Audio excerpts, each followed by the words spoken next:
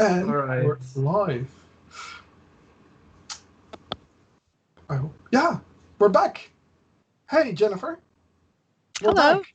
We had some technical difficulties, but it looks like it's good to go. So let's keep our fingers crossed in the meantime while you talk, so it keeps on going. I'm very, very happy to have you here.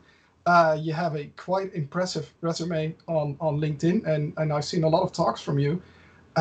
So you're a principal software engineer at Microsoft, and you just told me that you're part of a new team actually at Microsoft.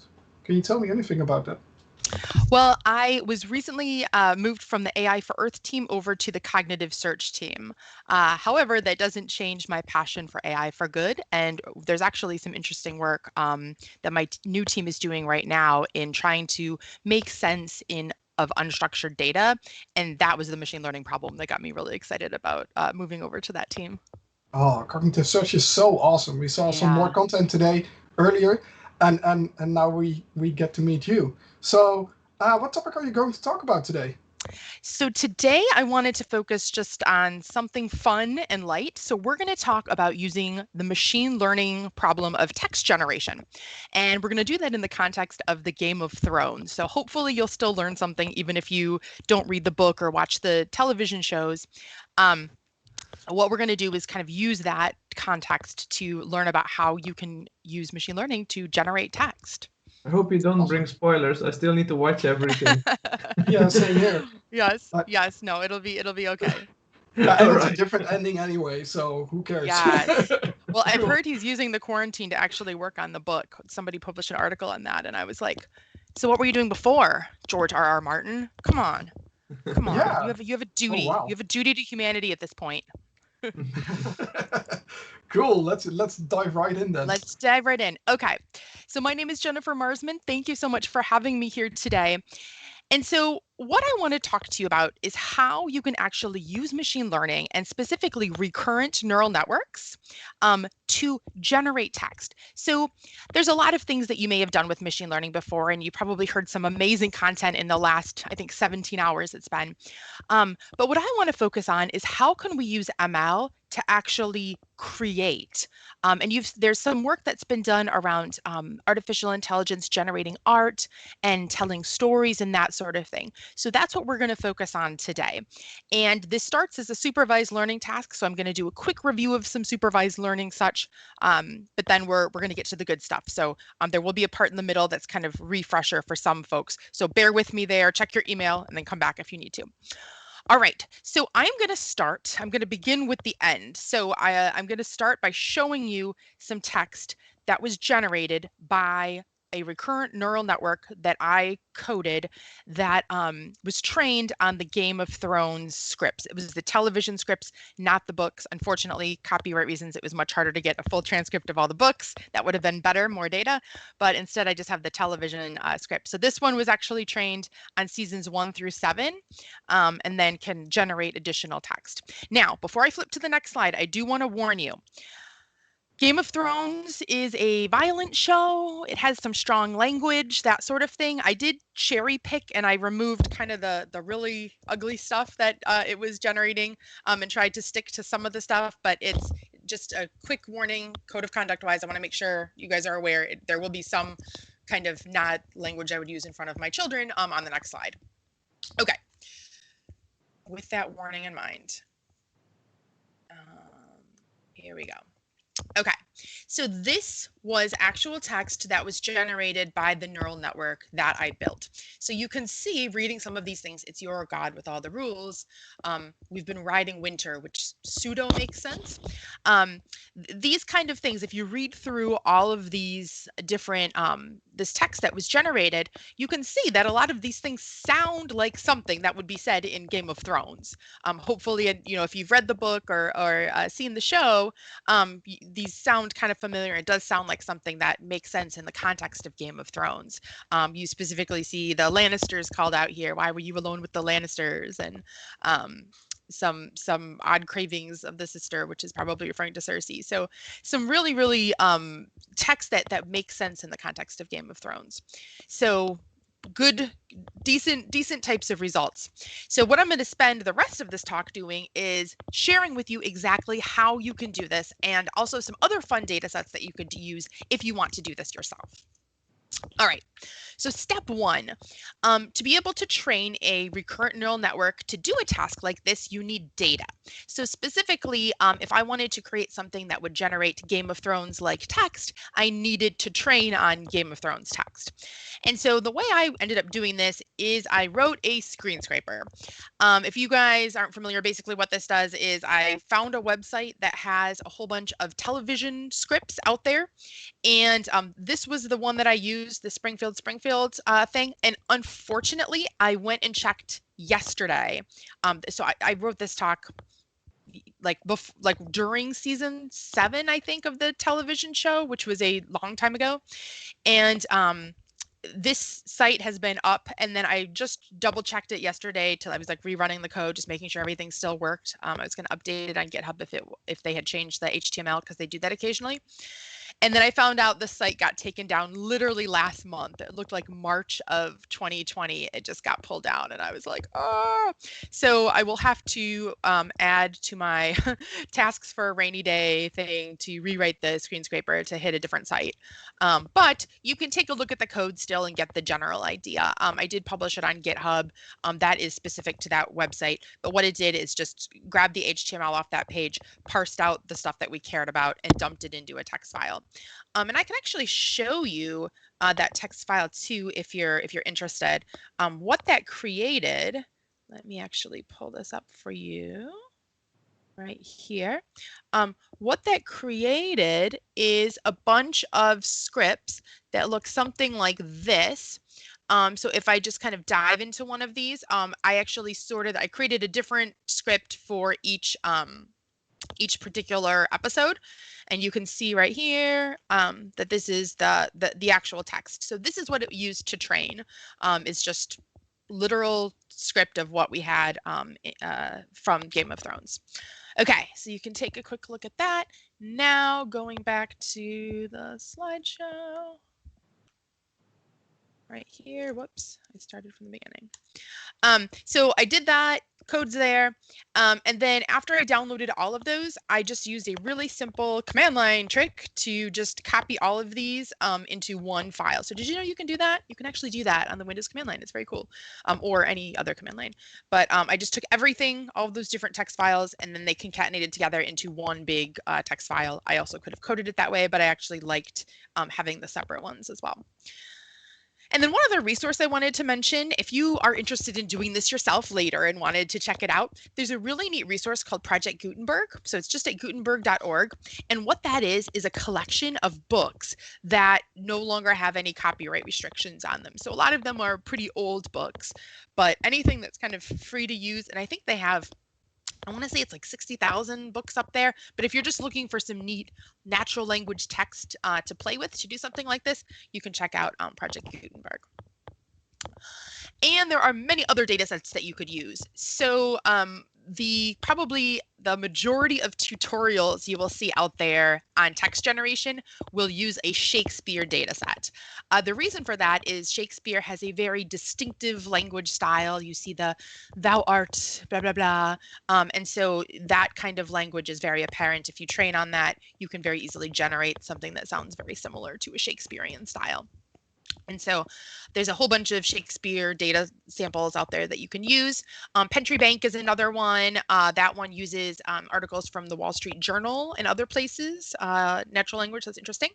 If you want to do this to generate a new, fun, unique baby name for your child, you can actually train on a plethora of popular baby names and then generate new, unique baby names. Project Gutenberg I already talked about. There's also a great Wikipedia data set for the Hutter Prize. So that's actually a competition for text compression, which is kind of interesting. Who can take a big chunk of Wikipedia and compress it the most? However, it's got this huge Wikipedia data set, so that's a kind of cool thing to use as well. Kaggle, of course, I'm a huge fan of Kaggle, and there's some great data sets on Kaggle you can use.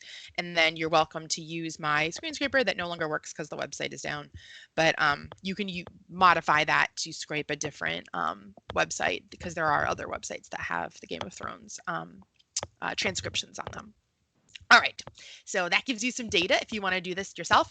Now I'm going to take a step back and just do a quick refresher on supervised machine learning and the basics of neural networks. If you're already familiar with this, you can check your email real quick and come back in about 10 minutes, and then we'll get to the fun stuff after that. But just for those who aren't as familiar with supervised machine learning, I wanted to do a quick refresher. So remember that for supervised machine learning, you need a labeled data set. So what I mean by this is we need let's say we want to predict the price of a home.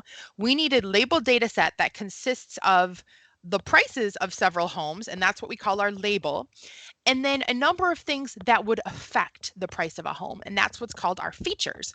So we could have the size of the home, information about its location, although we'd want to make this a categorical variable, the number of bedrooms, number of bathrooms, number of years since the kitchen has been remodeled, size of the master bathroom, whatever things that are important, quality of the school district, those kind of things that affect people buying homes.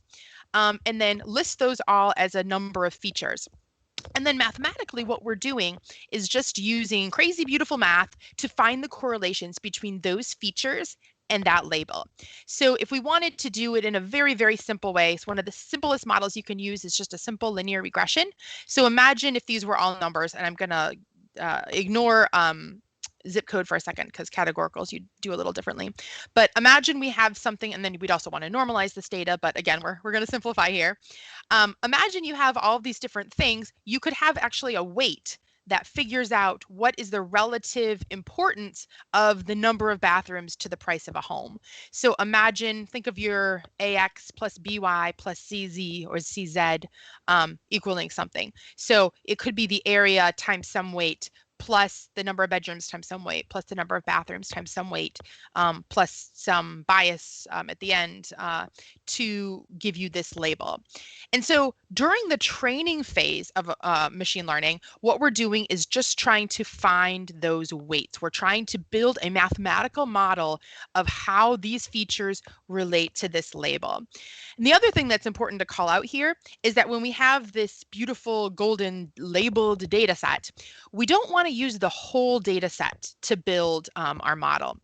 And the reason for that is if I train a model and tell it for 858 square feet bedroom with 2 bedrooms, 2 bath, 2 bedrooms, 2 bath, it's going to cost about 415K of US dollars. Then I want to test with that, and I say, okay, how much is this going to cost? Your model is going to do okay with that, probably, because that's one of the things that you trained on. So the real measure of how well your machine learning model does is how well does it do on data it's never seen before. So that's why we hold back typically a portion of this great labeled data. So one very simple heuristic you can use, there's more complexity to this, but one simple thing you could do is a 70-30 split.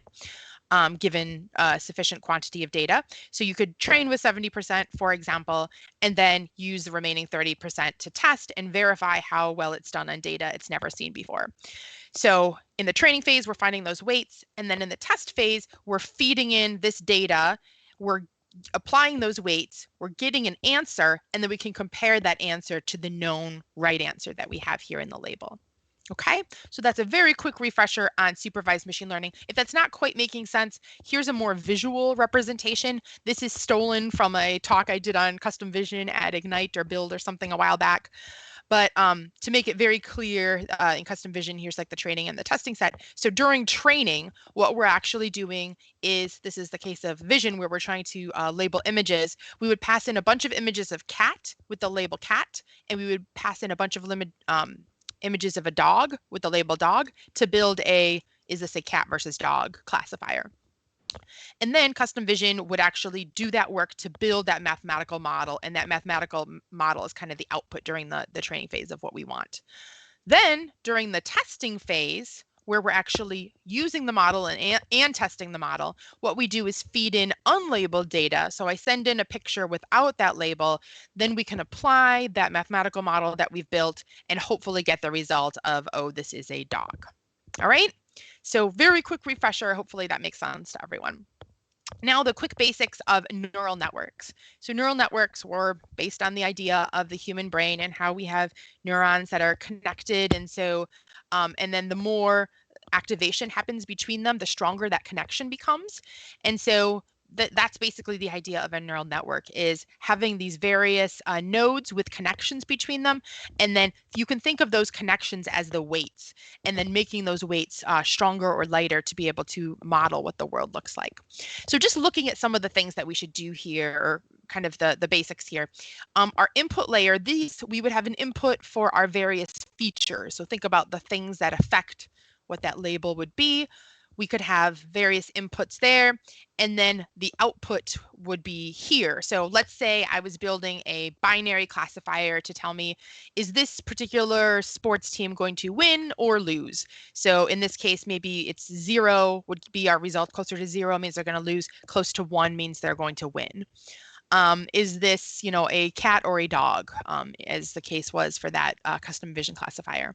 So things like that, a binary classifier might have a single output node like that.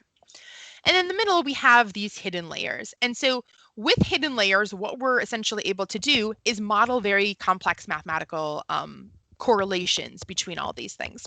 And deep learning, of course, is very big thing in the machine learning world right now, that's allowed us to solve a lot of these problems, like automatic machine translation between languages, speech recognition, etc.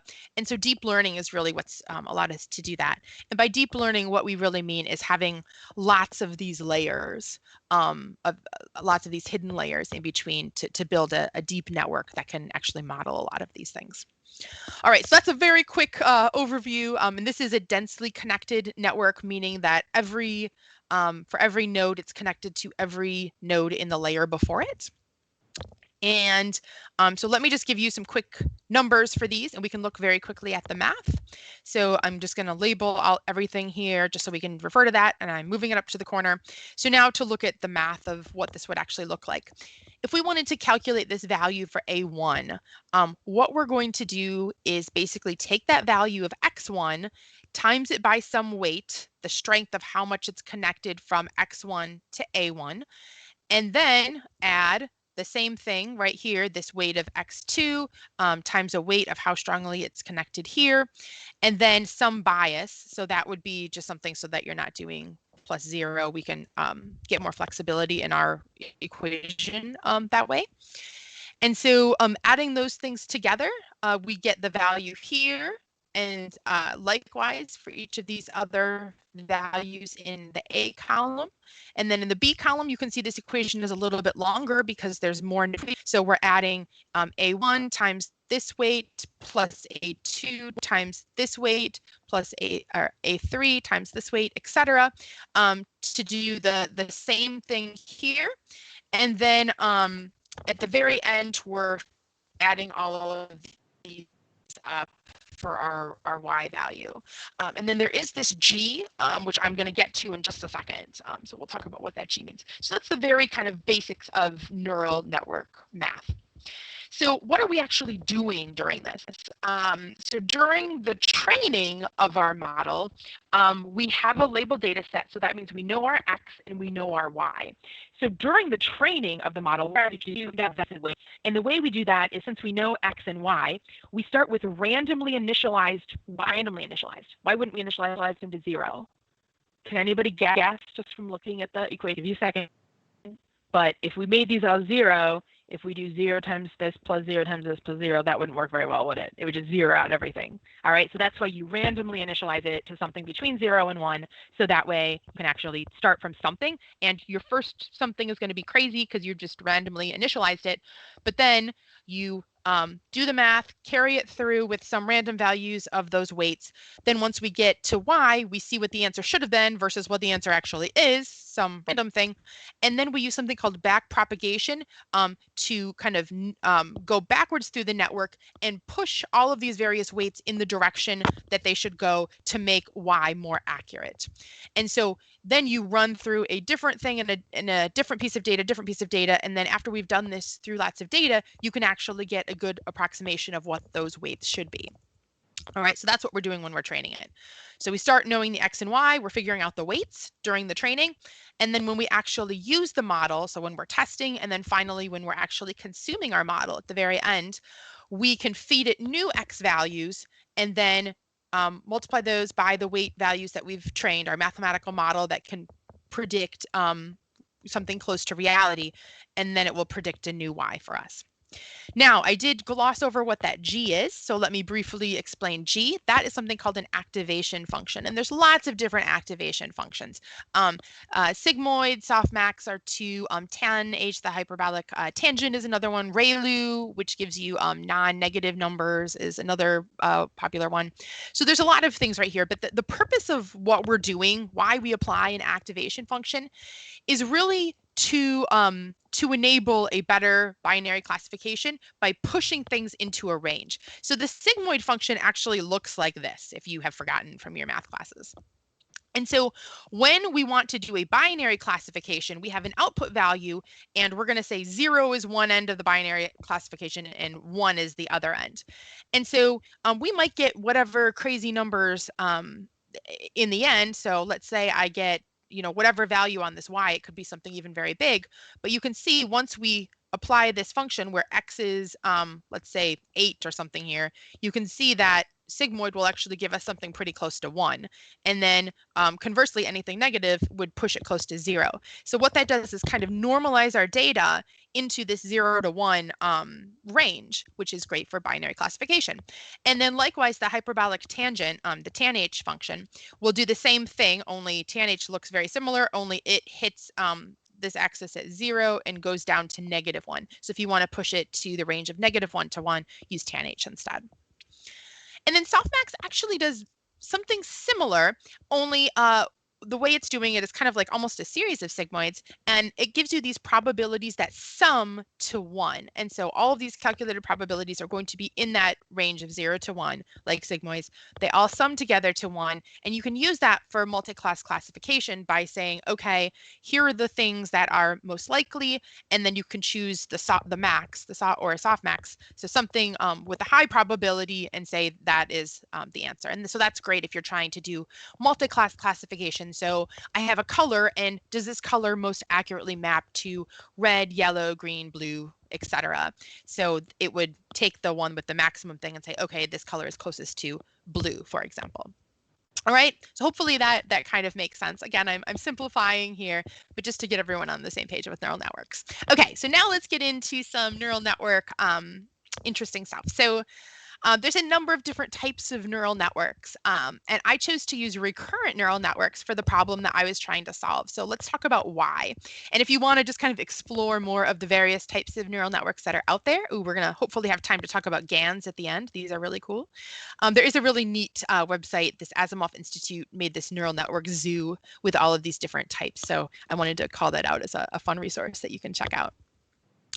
All right, so I chose to use a recurrent neural network to do this text generation task. So why? What is the kind of, why was that a good choice or a bad choice? What are the different kinds of neural networks?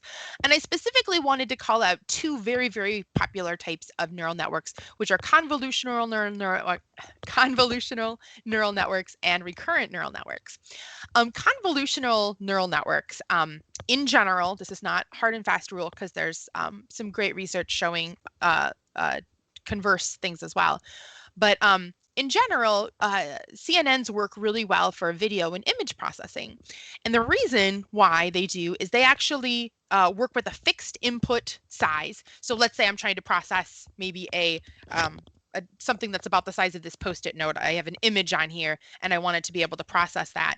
A convolutional neural network actually uses these little it does chunks and uses like overlapping chunks, which I'm not drawing this very well, but it's basically taking a block and then drawing another block and another block, but it's taking these overlapping chunks and using those to be able to, right here, you see kind of it consolidating down these chunks. And so you see in images, a lot of like colored pixels are close to each other in space. And so those kind of condense down into single things. So this works really, really well for finding those patterns of where things changes, borders, edges in images, and then figuring out from that what these shapes are and other things. So again, it's a fixed size input and a fixed size output, and they use those overlapping regions. So really, really works well for image processing and video processing. Conversely, recurrent neural networks are used very commonly in text and speech processing. So one of the things that's neat about those are that they can handle arbitrary length inputs and outputs.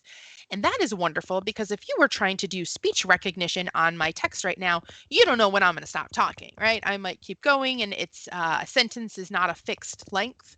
Some sentences are long, some sentences are short, that sort of thing. And so it has that ability to handle it, which is very helpful for these types of problems. The other thing that it has that's very useful is this loop back. So this basically kind of storing of state and context, which is very useful for the future, because if I just said the word and I wanted you to predict the next word, that would be very, very hard without the context of what I said before that. But if I said peanut butter and, then you might be more likely to think, okay, maybe that's jelly. Peanut butter and jelly is a very common kids' lunch food in the US. Maybe beans and rice would be common in other places. So when I lived in Brazil for a little while when I was young, and beans and rice was my favorite childhood food there. So those kind of things, that context, that kind of time series information that you get in recurrent neural networks helps with the context, which is very useful for interpreting natural language. All right, so to kind of double click into that a little bit, we do have this recurrent loop. And so this is how it's represented sometimes in diagrams. But what that really means, if I unravel that, is that what we're getting is we're passing in our input some character or some word. We can do this word-based or character-based. We'll talk more about that later. But we pass it in, and then we're passing something out to our next node, that next hidden node in my network. But then we're also taking some context and passing that along. So that way you're getting that context, and some state is passed from one thing to the other. So it has knowledge of what is coming before to help it make a better decision. So I want to show you a very real example of this. This picture is taken from Andrej Karpathy's blog. So he wrote an amazing thing that is well quoted and that everyone uses when they're talking about neural networks. It's a blog post called "The Unreasonable Effectiveness of Recurrent Neural Networks." And so here's an example that he shows that I want to walk through with you really quickly, just to make sure everyone understands.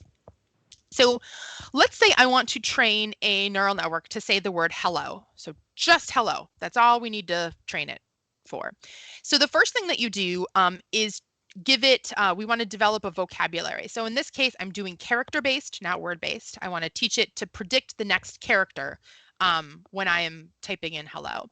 And so I only have a 4-letter vocabulary because all I need to do this is the letters H, E, L, and O. In real life, if you were doing this, if you were using the English language, you would have a 26-character vocabulary, plus if you wanted to do non-case based, and if you wanted to do you might add punctuation, and there's an unknown token and some other things that you might end up adding to, but end of character or end of sentence tokens. So there's a little bit more to this, but let's just pretend for right now that we only have a 4-character vocabulary because we're training it to say hello. So we are representing this with something called a one-hot encoding. And so what that means is that the letter that you're representing is a 1, and then everything else in the vocabulary is a 0. So to represent H, we're going to say H, E, L, and O are our 4 letters. So we have a vector with 4 things in it. And the first one is going to be 1. That's going to represent H. And then the E, L, and O are all going to be zeros. And then if we want to represent an E, we would make the second one a 1. This is going to be E. And then everything else is zeros. L is going to have a 0, 0, 1, 0. And then if we wanted to do an O, that would be 0, 0, 0, 1 at the end. All right. So I'm going to pass in this H. And again, at the beginning, randomly initialize my weights, so I'm going to get some kind of gobbledygook out. You can see that the highest value here was actually the last character, which is O. So for this, it would actually predict on my first run through that O should come next. And so then what we're going to do with the back propagation, the correct answer is here in green, which is E. This one should be the biggest. So we're going to use back propagation to actually push the values of all these red characters down, and then the value of this up. All right. And then this context would pass forward. We do the same thing, passing in E, multiplying, doing all that matrix multiplication. And then here we're getting, this should be the right answer. It should be L. And in fact, it's predicting O again. So again, we do the same thing where we're basically pushing this value up and these values down with back propagation. And then we continue in it. And then we're, again, passing that context forward, putting in an L and wanting to predict an L should be the next right answer. So we're going to train it again, use back propagation to say this should be the right answer, and push this up and the other one's down. And then the same thing here with an O. Now, here's where that context gets interesting, right? Because if I had just passed in an L and I wanted it to predict an L as the next character, without that context, here I also want to push in an input L, but I'm saying I want a different output. I want an O for the output this time. So without that context of, oh, when there's an HEL, then you should predict L, but when there's an HEL and you get an L, then you should predict O. Without that context carrying through, that would have been very hard to do. All right, so you see why that's kind of the power of recurrent neural networks and what they give you here. Okay, so text generation. Let's talk a little bit more. Why would we want to do this? What are the reasons for having it create things? A very short-term, easy-to-use thing that you've probably used already is autocomplete, right? If you have ever typed some text into a search engine and had it kind of auto-fill in things for you, or if you're typing on your phone and typing on the phone is usually a little bit harder and it auto-fills in kind of, oh, maybe you're it suggests what it thinks you might be typing when you're texting or something. That's awesome. And so that's using this kind of technology under the covers. A middle term kind of goal of this kind of thing might be to generate news articles, maybe taking some data sources and then applying the kind of the style format of various news things could be a one use case.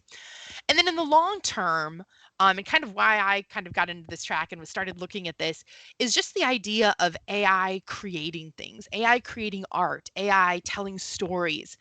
There's actually a fun thing. The dude from Silicon Valley, if any of you guys have watched the Silicon Valley show on HBO, the main character in that, Richard, that actor, Thomas Middleditch, I forget what his name is.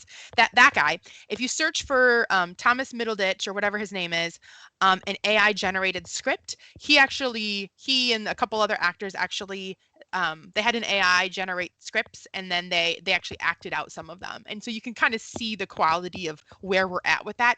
Doesn't completely make sense yet. We're not all the way there. As you could see from the text I showed at the beginning too, there's some stuff that kind of makes sense, but flowing together, maybe not completely. But the long-term goal might be, could AI actually storytell or create something like that? All right, so how would we do that? So we're going to use the same kind of prediction supervised machine learning that I showed at the beginning, but what we're predicting is the next word or the next character based on what we've seen so far. So if we train it on a bunch of Shakespeare, for example, we can learn kind of the patterns of how Shakespearean language flows, and then you can say, okay, generate for me what is the next thing. The other important thing to call out here is that you're not using like a softmax. So what you get back from this is a distribution of here are the top probability, here are the top words or characters that could be, and here's the kind of the confidence or the probability of each. And so instead of always taking the top thing, you kind of sample randomly from the top distribution. So you kind of grab the top chunk and then take one of the most probable, but not always the most probable. And that gives you a little bit more creativity and such. And you can actually tweak in these models how creative versus how predictable you want it to be using a variable called temperature. All right. So hopefully that is kind of making sense to you what it is that we're doing here and the thing. So some big questions you should have at this point if you were me, because these were the questions that I had at this point in my investigation when I started to get into this, was should I tokenize at the word level or the character level? Like, when would you use each? And then the other thing is, how do you test this? Like, if you are just generating text, accuracy, what is accuracy? Accuracy, precision, recall kind of go out the window. What do we use to measure the quality of our model? So let's talk about those things next. All right, the first, character versus word processing. So there's pros and cons to each, as is the case in life with everything. If you're doing character tokens, one advantage of that is that you have a more limited character set, so the number of possibilities for your next thing is much smaller. So again, for the English language, we have 26 characters plus some other things, but it's a very small finite number, which is nice and easy. For a word level, if you tokenize at the word level, those usually have to take like the top 10,000 words, for example, or if you wanted to do a better model, you could make it that bigger, but 10,000 is good for a first try. And so given that top 10,000 words, you're limiting yourself somewhat. So that's one thought. And then character level tokenization gives you the ability to generate new words, which can be both good and bad. So if you wanted to create baby names, a unique baby name, or a startup name generator, both of these things have been done, and you can find all kinds of fun examples of them on the web. So to generate these things, character level is the way to go, because you can only create new words with a character level RNN. Now, word level RNNs also have their benefits. So if you are doing any kind of storytelling, word level usually makes a lot more sense. You're using all real words. You have to choose a vocabulary of a set amount, but then you're using those in a way that makes sense. You're also getting a little bit more history or more context, because you're keeping the last X words instead of the last X characters, which can sometimes be beneficial. And character level models will generate crazy words sometimes that don't make sense. So if you're trying to do like a storytelling thing, it's maybe making up words along the way. Okay, so those are some pros and cons of each. All right, so next step here. So now that you've gotten a data set, we've learned about how to do this. Now all we need to do is grab some code. And the good thing is, if you would like to try this yourself, there is a ton of sample code out there in whatever your favorite deep learning framework is. So the CNTK has a sample. I threw the link up there. TensorFlow has samples. PyTorch has samples. Torch has samples as well. And then there's others for other deep learning frameworks too. So feel free to check these out. You can jump right to the code, and there's some great tutorials on exactly how to do this. A lot of them using Shakespeare examples and that sort of thing. So feel free to check that out. Now, I do want to call out one thing. For this talk, or for my first Game of Thrones one that I wrote, back in whenever that was, a while back, when we were in the middle of season 7 or whatever on TV. When I first did this, 2 years ago or whatever, I actually used a character level one, and I used the CNTK framework to do this. Was that the right thing to do? No. Okay. Hopefully you were paying attention on the slide before. This would have actually been better to do as a word level problem. All right. So just keep that in mind, that character was not the right way to go there. Okay. Now, a couple of things in the code that you'll see. So first of all, you can modify and tweak these various parameters. In this case, there's something called, in the CNTK code, there's something called a parameter called hidden dim. That stands for the number of nodes in each layer. There's number of layers. That stands for the number of layers there are, in this case 2. And then the mini batch size, that is basically how far out you're unrolling this. So kind of one batch altogether where you're keeping all that context. And so in that case, it would be t+1 if this is x of t, and then we have +1 for since it's 0 based. All right, so, and then I briefly mentioned temperature, but just wanted to show that real quick. So basically for temperature, there is remember, we're getting back a set of probabilities of these could be the next word or these could be the next character, and then the various probabilities here. And so the temperature of 1 gives you the actual probabilities, but you can actually mess with that a little. You can lower the temperature or raise the temperature. And so that has the effect of, in the one direction, making a little bit more creative, but also making a little bit more crazy and sometimes can make less sense.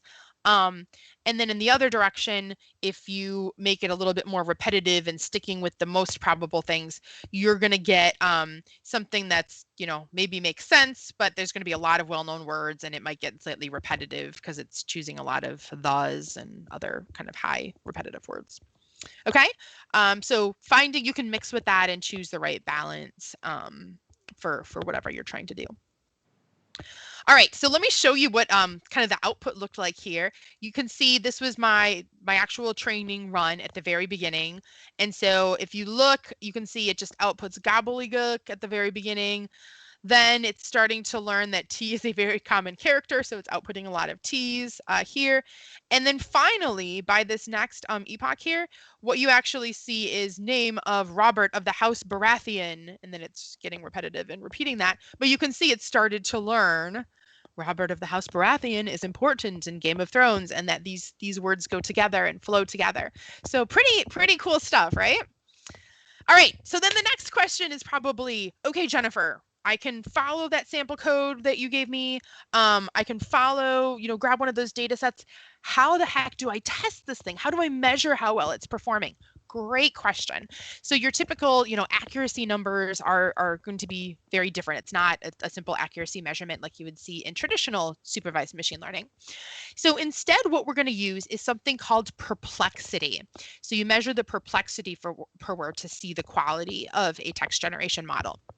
And so what perplexity is actually measuring is essentially the degree of uncertainty in your probabilities. And so lower numbers are better. You want low amounts of uncertainty in your model. And so let's just, to conceptualize that or to kind of walk through it, let's assume we have a vocabulary of size n. So let's say there are 10,000 words. Let's do a word-based model. Let's say there's 10,000 words there. A very bad model would say, okay, for my next word, every single other word is equally likely. So that's going to give each word a probability of 1 over n, which would be 1 over 10,000. So that gives us a perplexity of n, a perplexity of 10,000. That's not very helpful, right? However, if we had a perplexity of 100, so let's say, again, we still have a 10,000 word vocabulary. And then on average, let's say that for every word in the sequence of the test data, we've narrowed down our options from 10,000 words to only 100. So these 100 words make the most sense. It's probably one of these 100 words. And so in that case, we've lowered our perplexity a lot, and we have a much better performing model. All right. Okay, so here's a quick experiment when I'm calling this. So this is something that I did. So here's how you load it. So in this case, I said start with the variable t. So I primed it with t, meaning give me something after t. And I had a model, of course, I used 42, and then the text size, and I used a temperature of 0.9 and had it generate some things for me. Here's an example. So I showed you at the very beginning examples of like near the end of the model where it was making more sense. Here's some examples in the middle. So this was only 42 epochs. And I think this one, the temperature was 1, but I set the prime text equal to Jennifer to add myself into the story. So again, this is midway through training, and you can see kind of the results that we're getting. Jennifer from Pentos, your grace, and it added an extra S right there. Your graces. And so Jennifer Horth still sting. So again, you're seeing that it's putting together things that seem word-like, and it's kind of putting the vowels in the right place, but these aren't real words. So I wanted to show you an example from the middle to see what this looks like during training and kind of where it's at. So you can see it doing some things right. So using a name from Pentos, Your Grace, actually made sense here. It's talking about the Dothraki. Again, if you Game of Thrones, this makes sense. Khaleesi, obviously in the context of Jennifer, Khaleesi is making sense.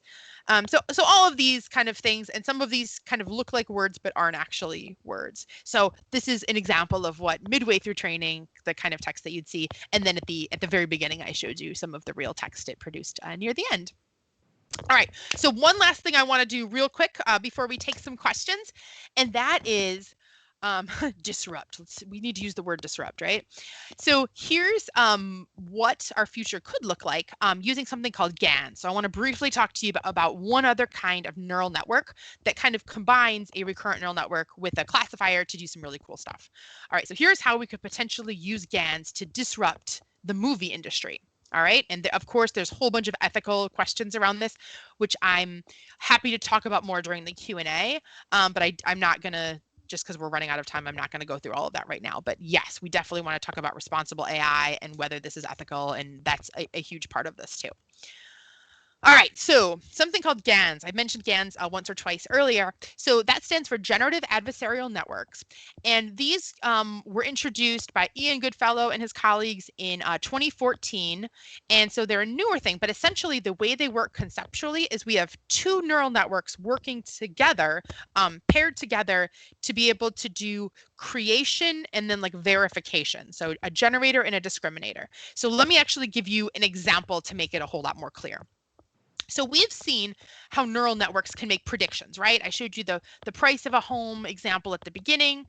So let's take an example of some kind of classifier. So let's say we're just writing a really simple classifier that tells me, is something a romantic comedy, yes or no?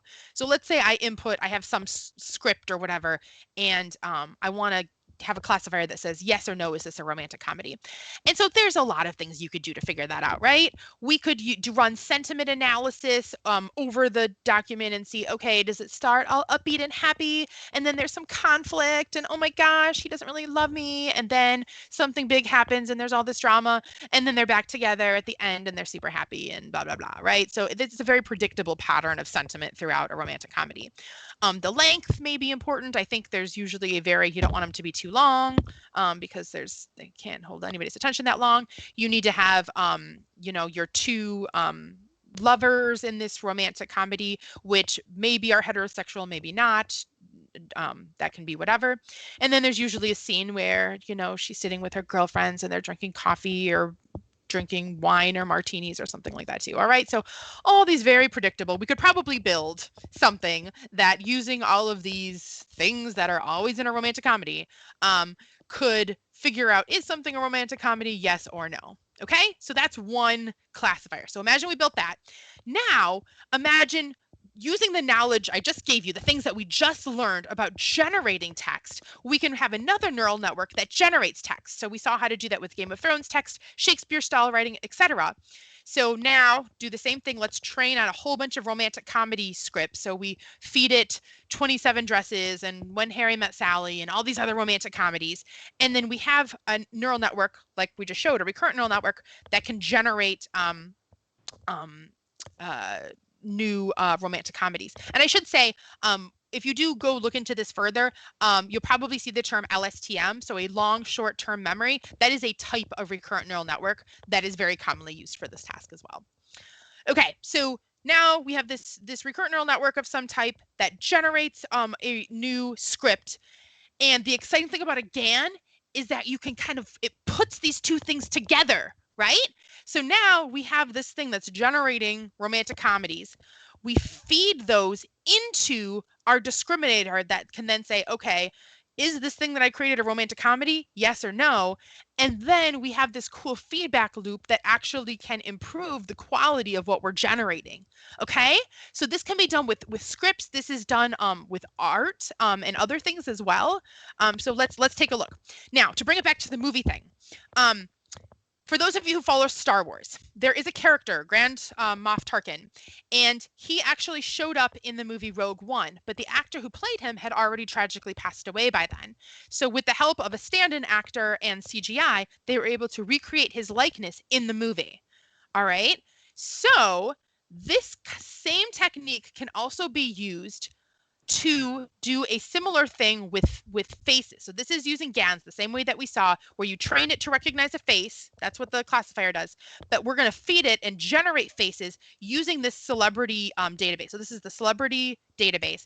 It is sending in all of these images of gorgeous people. So all these celebrities are being trained. So we can use that to train and see, okay, here is what some good looking faces look like or whatever.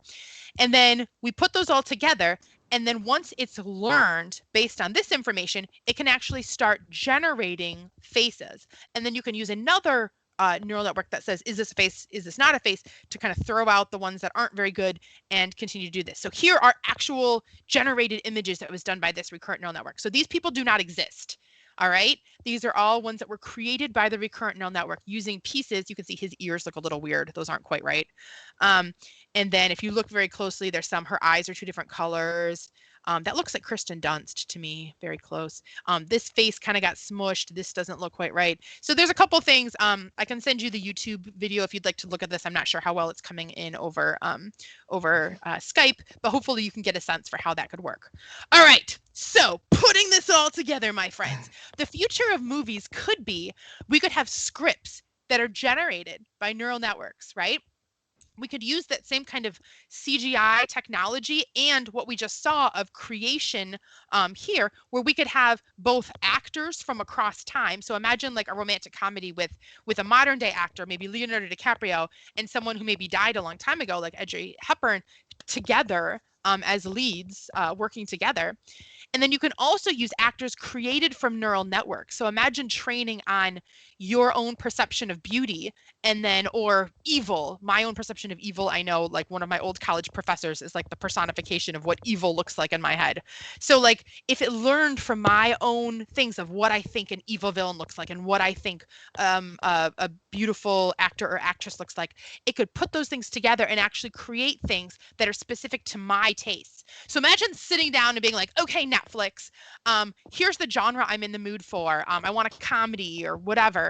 And then it could generate this movie, maybe the scripts based on my preference of what I've liked in the past and the actors based on what I've liked in the past. And you could even use features like who is in the room with me. Because I know if any of you have ever been sitting in a movie and there's a steamy scene comes on and either your parents are in the room with you or your kids are in the room with you, both situations are a little bit awkward. So if it used that as an input, it could actually do the nice chaste kiss and then pan away for those situations. And then if it's just me and my husband, then a little bit more might be okay.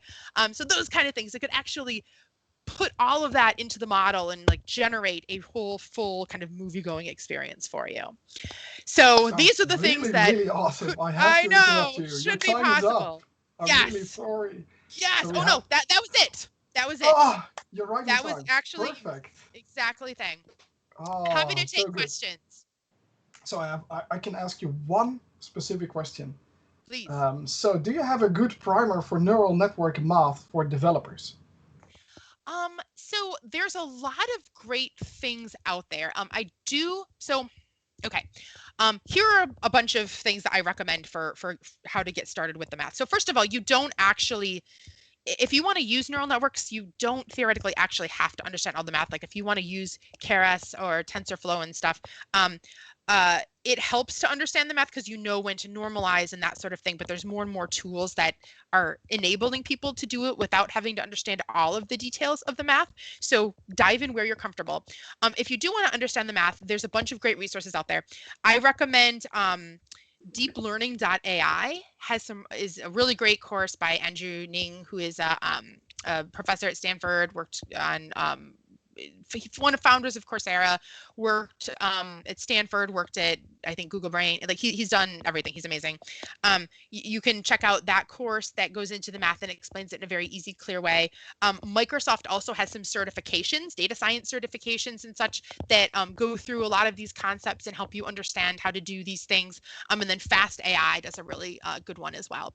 The other thing I would suggest is just learn. So I learn best by doing, right? I wanted to understand this, so I dove in and wrote a silly Game of Thrones text generator because I that's how I learn best. So Kaggle is also a really great resource because if you want to learn and practice the art of machine learning, you need data, you need a problem to solve, and you need data to solve it with, and Kaggle gives you both. So that's another really great resource to just dive in, tackle a problem, and see what you can do. Cool, awesome. Well, thank you very much for your time. I see you have your blog over here, so if people want to learn more, we'll post the URL in our Q&A site as well, so people can go over there and read about it. And that's it for now. We're going into a very short break, And after this, we'll have a community update from the PyTorch team, one of the frameworks that you can use to build this, actually. So it's pretty cool. Jennifer, Thank you very if much, you still Jennifer, have and see some you soon. time, could you please go to chat.globalai.community? We still have some open questions of people that would like to see an answer. Happy to do Oh, that. that's good Thank you. Yeah. All right. Awesome. Thank you very much for your talk. See ya. You. Hey, my name's Akanksha Malik and I'm from